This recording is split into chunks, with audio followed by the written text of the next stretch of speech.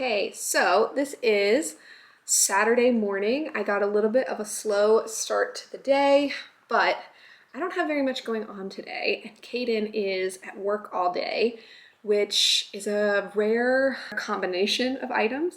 And so I am really looking forward to getting some good reading done today.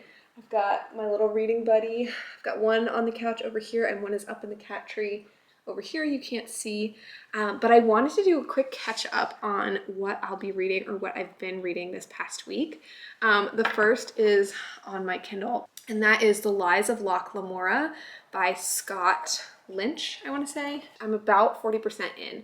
In the first 20% of the book, I thought this was very similar to Six of Crows, where we have one expert thief. We've got a city that is kind of plagued by crime, and there's very obvious, there's a lot of poverty, there's a lot of kind of, you've got to look out for yourself and for your own. The nobility are robbing the poor are robbing each other, and so it's a very dog-eat-dog setup. And in that we have our protagonist, Locke Lamora, who is an expert thief pretty much from early childhood, and who leads a crew of thieves called the Gentleman Bastards, who run elaborate heists on nobility in particular.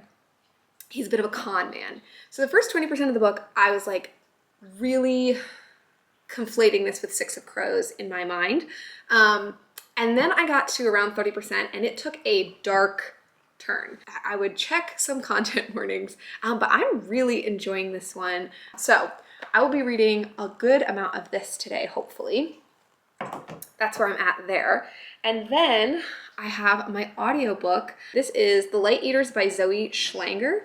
And it is a nonfiction book all about plants and specifically kind of exploring the idea of plant consciousness.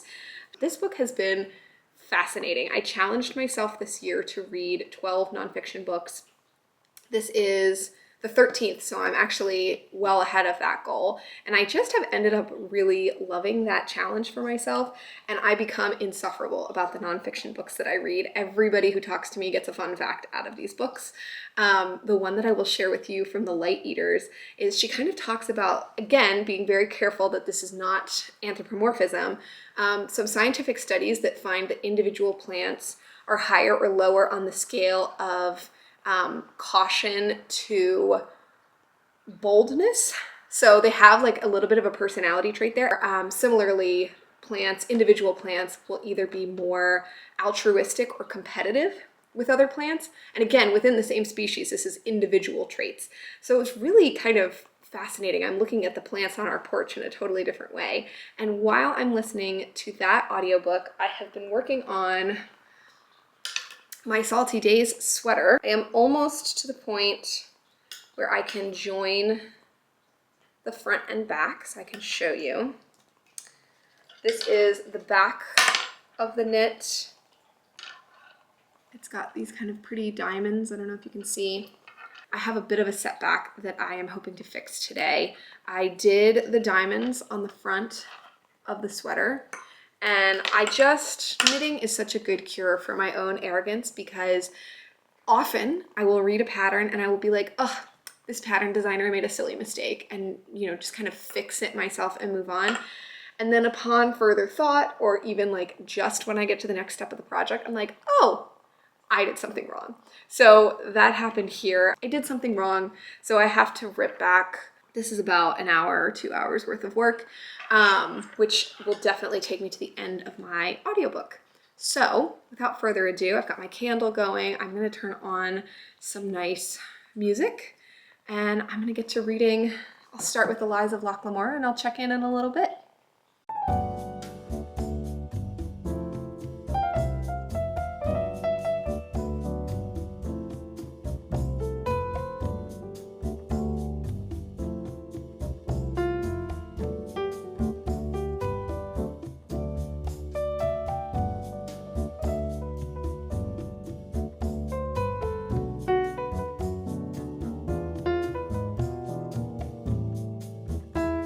Okay, I am now 371 pages into the book, just over halfway through the lives of Locke Lamora, and I thought it was time for a check-in because I feel like when I was first talking about the book, we were still even 30% of the way in the rising action, and I didn't quite understand what the conflict of the book was going to be.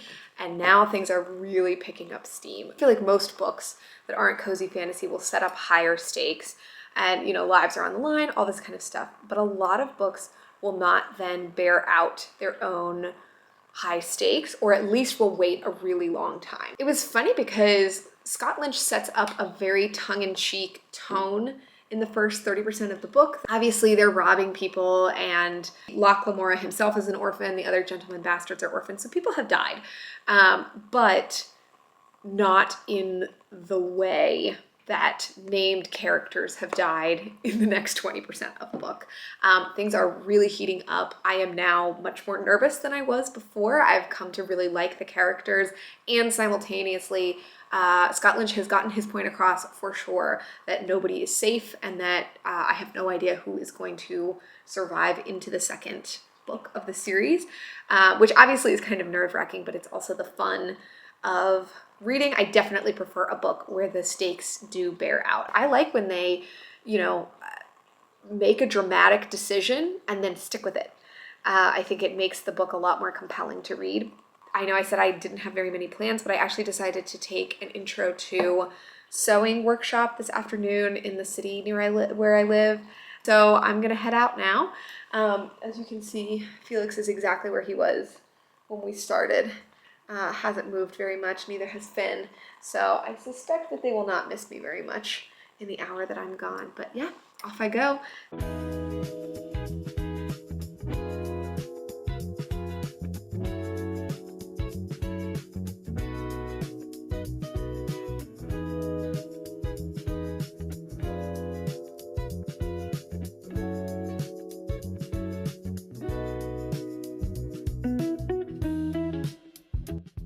All right, time for my little end of day check-in.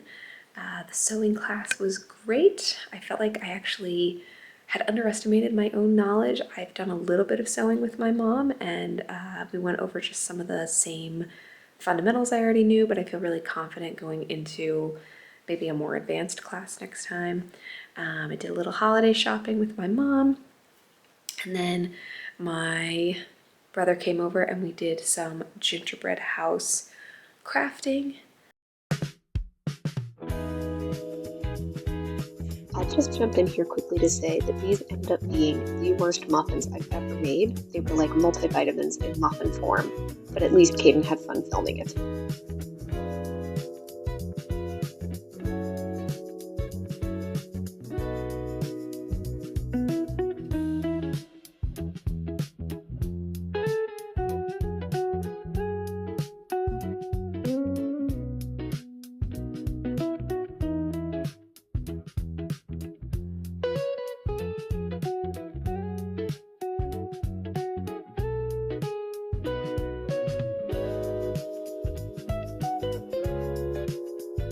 It is officially time for bed. I will go ahead and get ready for bed, and then I'll be reading some of the lies of Locke Lamora tonight. Check in tomorrow morning. Good night. Good morning. Another day, another pink sweater. This one I think was called the Snakes and Ladders tee, and you can always tell when I've knit a sweater because I don't believe in cropped sweaters, but all of the sweaters that I knit are cropped because I just get sick of it and I cast off before I'm supposed to. I realized last night that I forgot to provide a reading update that you're owed, which is that on the drive to and from my sewing class, I finished The Light Eaters by Zoe Schlanger. I thought it finished really strong. I have a hard time judging the quality of nonfiction. I would give it, yeah, probably around 4 stars, honestly. In science writing in particular, I think it really matters whether you're able to present the information in a palatable, interesting way for the complete novice layperson, and she did a great job with that. But I also thought throughout the book she was really intentional about kind of raising the philosophical and moral questions that come about if you accept the research and what it's indicating about plants. It was on my nonfiction TBR for forever, which is a very slow moving train.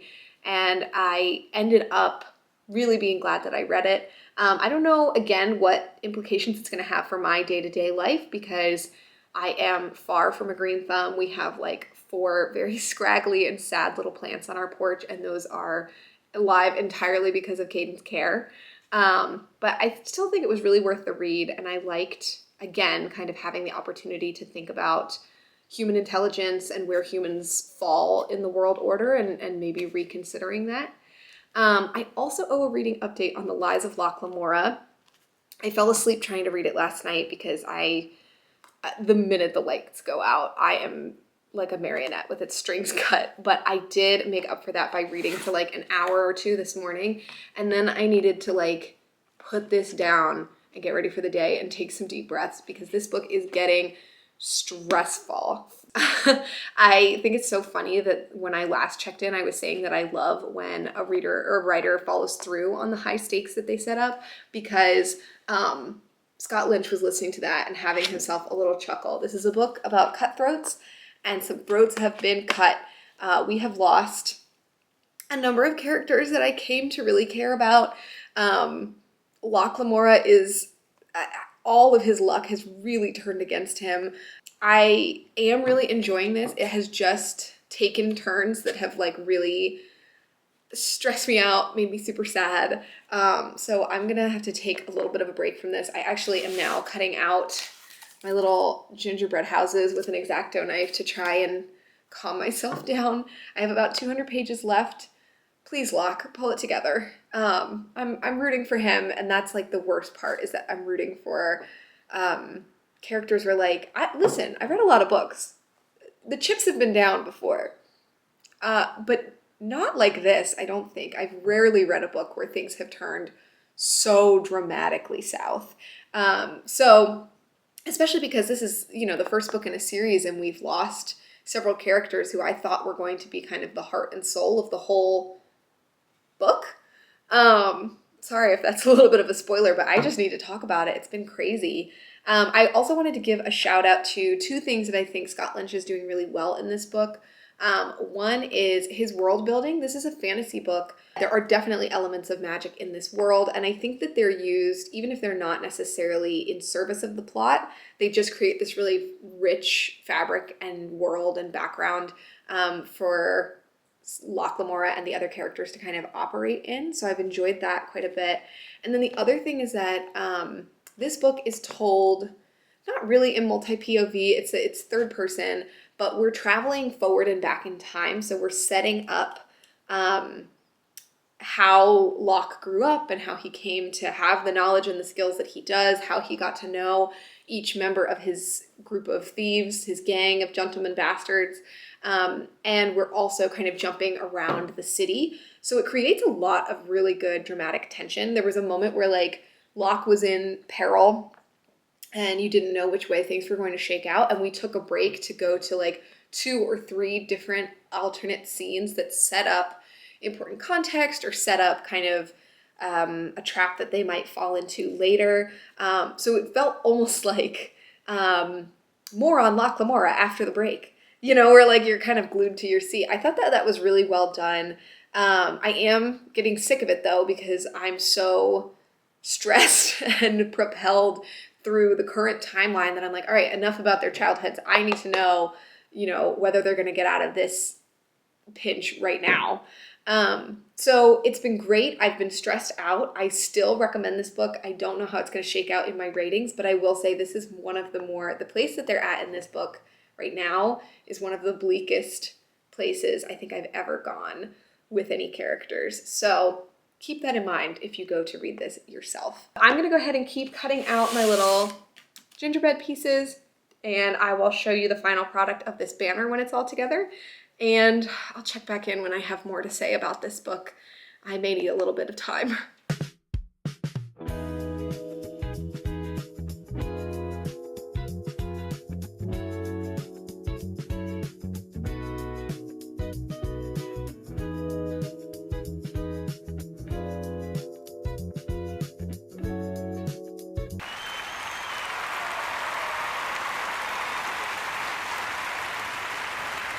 Hello! Finn and I are popping in here with a quick update.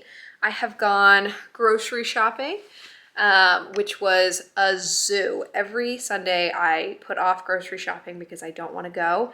And then by the time I get there, half the things I need are gone, and all of humanity is teeming through Aldi and Trader Joe's. Trader Joe's, I will tell you, Trader Joe's on a Sunday afternoon, especially while they're doing all of their holiday releases, it's hell. It's hell on earth. It is the worst place to be in the world.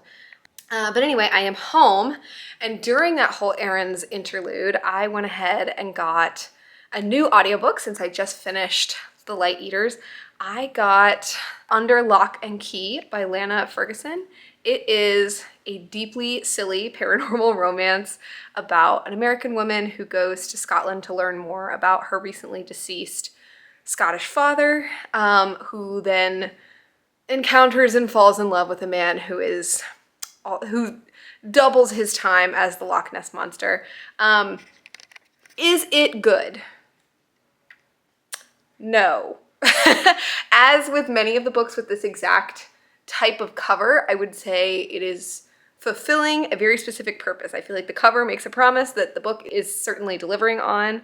It is the perfect tonic for the stress that I was experiencing with The Lies of Loch Lamora. I feel like when I'm reading something that is that character forward, plot forward, and emotionally gutting, I need something with very two-dimensional, hot characters who are definitely going to fall in love with each other and have a little silly romp along the way. That is why I got that book, and it is definitely living up to that expectation. I'm around 30% of the way through. It's not terribly long, but just wanted to provide that update. We're gonna make some dinner. We're gonna go to Lowe's and get some Christmas lights. I'm really in the decorating mood. And then I will finish, I probably won't finish, but I'll get further through Lies of Loch Lamora tonight. Hello, this has extended into Monday evening, but I really wanted to finish The Lies of Loch Lamora and give my review 5 stars. It was phenomenal. I just finished. I read through the entire evening after my graduate class, and oh my god, this book was incredible. Obviously, I've already touched on the world building, the plot, the characters. It was just so masterfully done. Scott Lynch kind of broke the reader's trust so soon in the book, and left me kind of guessing and nervous and, dying to see what was going to happen next throughout the rest of it.